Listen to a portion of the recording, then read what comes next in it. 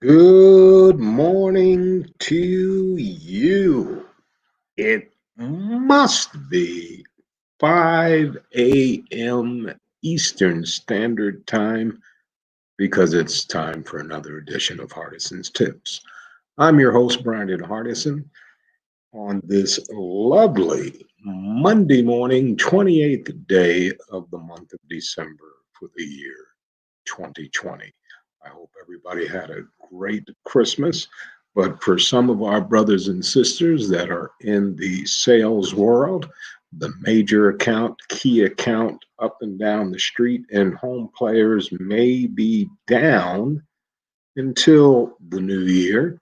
But we do have our retail brothers and sisters, and we do have our automotive brothers and sisters still working.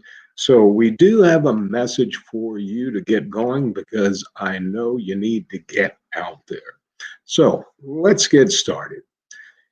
We all know that the automotive retail industry is changing, and many dealerships having to get creative just trying to meet sales quotas and secure long-term profitability.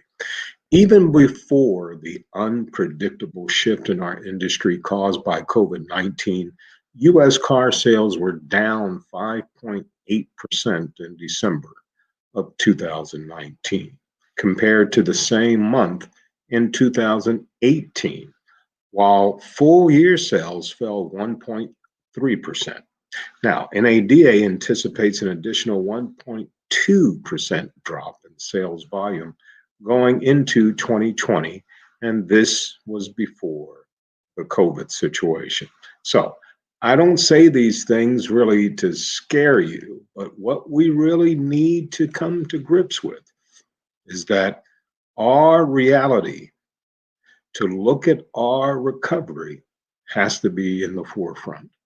Outside the realm of COVID 19, the reasons for the decline are complex, multi faced, open in different ways of satisfying customers' preferences and needs about vehicles overall. And that equates to their car buying experience. So, some of the main contributors to this decline in the new car sales according to a study done by one of the best out there, being Cox Automotive, is increased competition from online retailers, the growing popularity of ride sharing services, consumers' preference for used vehicles, higher new car prices, and loan rates, and the ongoing tightening of EPA regulations. So, to get out in front of these challenges, many car dealerships have started to rethink their sales processes and focus on a personalized shopping experience, taking a consumer oriented approach, as many as most of the other successful dealerships that we see going on. So, let's get back to basics. Asking qualifying questions is the first step in selling a vehicle because we're getting to know the needs, preferences, and budgetary limitations about your customer. The initial conversation is based on relationship building. This is very crucial for making the sale and retaining the customer for a long term. So, car buyers are happy with their shopping experience and trust your dealership personnel are most likely to purchase F&I products and return for service if they feel that they have been taken care of. This is where relationship building, the first impressions are very important.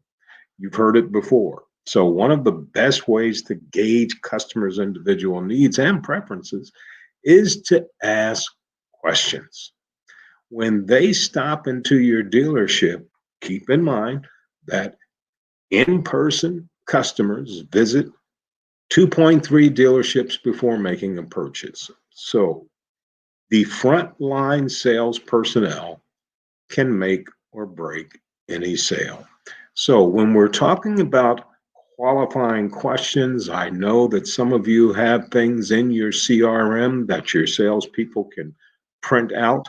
but are we asking the questions in a conversational way, not an interrogation, a conversation? Things like what brings you in today? What are the specific vehicle models you're interested in? What features are you looking for in new or used? What do you dislike about your current vehicle? What is your timeline looking like? Are you planning to pay for the vehicle upfront or do you need financing? Have you ever financed a vehicle before? Now, of course, every sales conversation is going to be different. Many of these questions can be answered naturally if we're listening because you're speaking to the car buyer. And if you're taking copious notes or stroking straight into your CRM, whatever it is, always remember I need to have a real reason to follow up with the guests. So that's where questions about family, about the job, about what they do when they're not on the clock, the recreation, and also what are they currently driving? What do they dislike or like about the vehicle? Is safety, performance, the cabin itself, all of these things, if you're really listening, helps you have a conversation. And that's your job, the very first step. Now, if done right, please remember that you need to always recap. Whether your time has been 5 minutes, 8 minutes, 12 minutes, recap the conversation that you just had with that guest. This will show to the guest that you were listening because buyers don't care how much you know until they know how much you care. And that starts with you, the sales consultant. Now, we'll continue on with the rest of the week, just getting you prepared for 2021. And as always, in parting, please remember you go out and you make it a champion day.